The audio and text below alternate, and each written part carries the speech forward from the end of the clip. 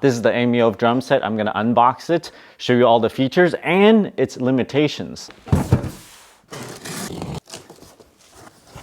The user manual, everything is in its own box. There's a drum stand box, 2 drum pad boxes, a cymbal pad box, there's a drum stool surface, bracket, accessories, a module, and a headphone. And that's it in there. Now there's 2 of them in this box, 1 and 2. Next most important is a cymbal pad. And it appears the top is made of plastic and there's a rubber pad over here. There are 3 cymbals all together. The other drum pad box also have 2 drum pads. Take a look at the headphone. This is more like if you do not have headphones at all, you can use this. Let's check out the drum stand. A pair of drumsticks. This seems like it's aluminum to me. You get 2 of them.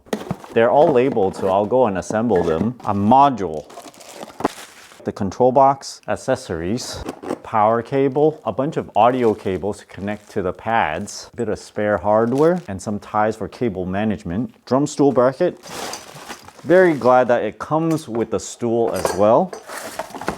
A foam cushion around 2 inches thick. We'll see how comfortable this is. It's something to sit on at least. Each corner of the stool has this little rubber thing. It's pretty soft, so I think it's gonna stick pretty well. Installation is very straightforward. You just put in all the pieces according to this diagram. For example, this is the A piece. Here's the A piece. Gets connected to the C piece. The C piece is right here, and you just push them together. In the spare bag, there's a little wrench in there we can use to tighten. Loosen it a little bit, then I can slide it down. Same thing with this one. Loosen it, slide it down to the proper height, and then retighten. This piece, when I put it in, tighten that one. I'm putting this B piece into the center post, B right here. Notice there's a notch on the top and bottom. When you insert it in, you might have to loosen this. There are notches on the bottom side and top side over there that fits in to these notches over here. So when you push it in, try to push it in all the way and then give it a little twist to make sure that it's in the keyed position. Once you do that, then you can tighten this. Make sure this is roughly the same height as this to make it leveled.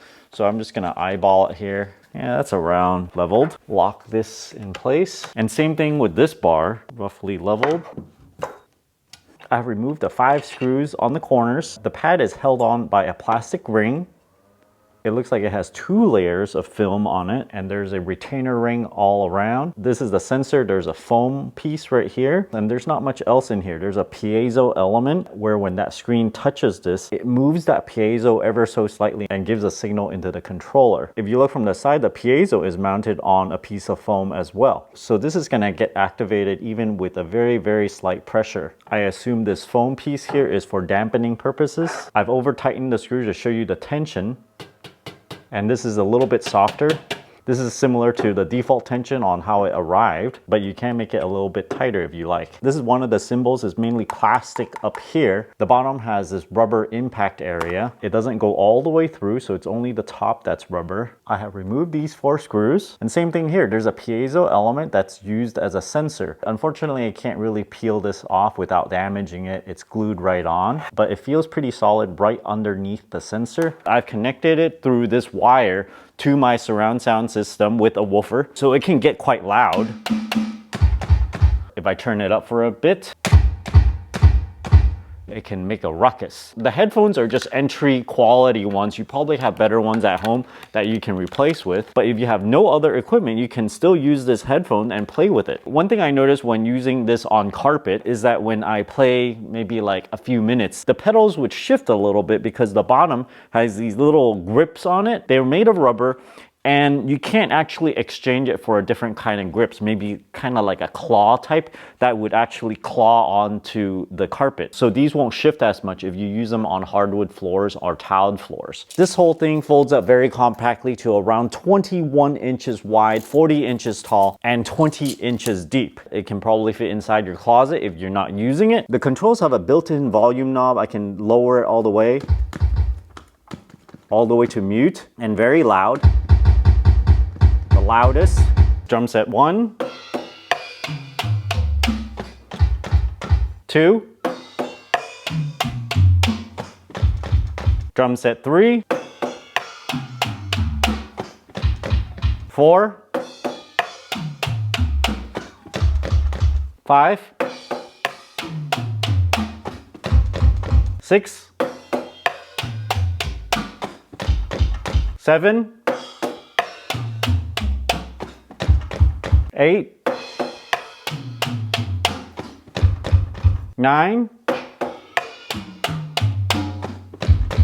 10, 11, 12, 13, 14, 15, back to 1. Take a look at the controls here. There's a volume knob. Go forward or back on the drum set. If I select record, I can play whatever I want. And then replay this.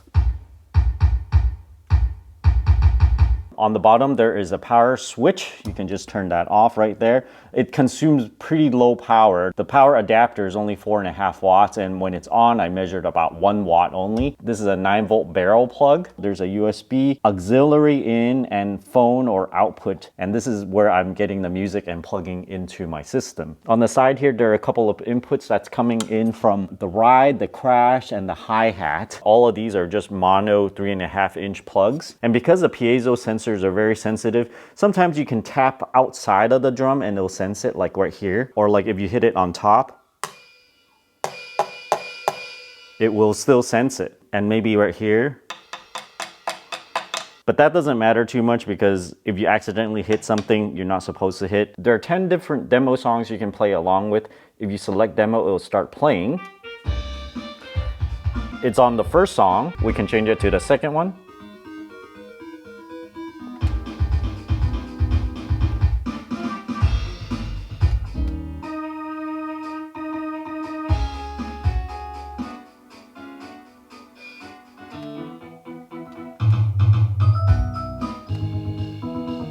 And then back to 1.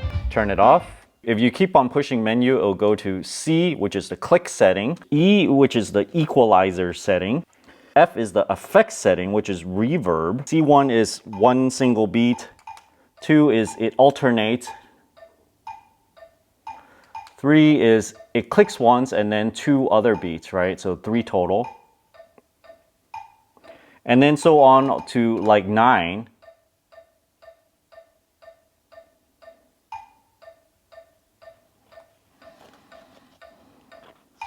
The default is on the 4th. Turn off the click here. We will do the equalizer setting. This is equalizer 1,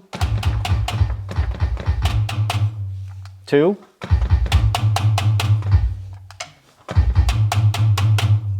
E1 is kind of like a more muted sound. 2 and 3 is more fuller. And then we can go to the FX. The first one is the room reverb. Second one is the plate. You can hear a little bit more reverb right there. Third one is the hall reverb. One thing I did notice is the hi-hat does not do a halfway open type of sound, where you close the hi-hat somewhat gently and then you can have this clingy kind of sound. This one only has 2 kinds, open and close. So if I open it halfway, it's just completely open. So there's 2 sounds only. So indeed, this is more of a simulation of an actual drum set. It will work for most things. For most of the brackets on this set, if you tighten them a lot, it's actually very difficult to kind of shift things around. However, the 2 main poles over here, because there's so much torque, you can still move it around, but I don't find that to be a big issue when playing. They don't actually shift around. But I just wanted to mention that, just small things that I noticed that you might want to know about before buying this set. Otherwise, I think it's really great to let out your energy. You can just whack at this thing. Get kind of sweaty after you play for a while. If you guys are interested in this set, check out my affiliate link down in the video description below. Thanks for watching this video. Until next time.